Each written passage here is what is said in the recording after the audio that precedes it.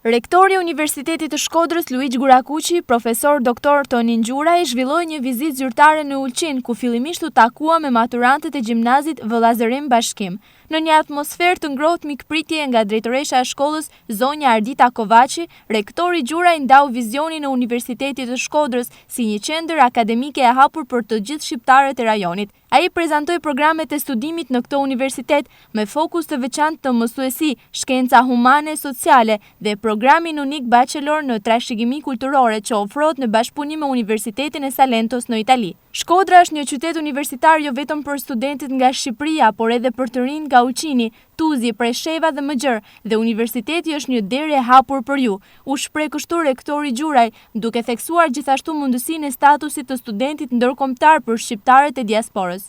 Në vijim, rektori Gjuraj u takua edhe me kryetarin e komunës së Ulqinit, Gens Niman Begu, ku diskutua për mundësitë e bashkëpunimit ndërrajonal.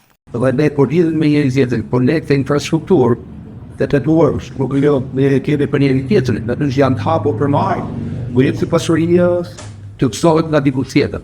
Me rëndësi ishte nevoja për thillimin e bashkëpunimit mes Universitetit Luigjë Gurakuqi dhe Ulqinit në fushën e arsimit të lartë, ku u propozua dhe hapja një degë të këtij universiteti në Ulqin, një ide që u mirëprit nga të dyja palët. Me bashkëpunim dhe vullnet të mirë mund ta realizojmë këtë projekt të rëndësishëm për të rinjtë të Ulqinit dhe të gjithë rajonit, theksoi rektori Gjuraj.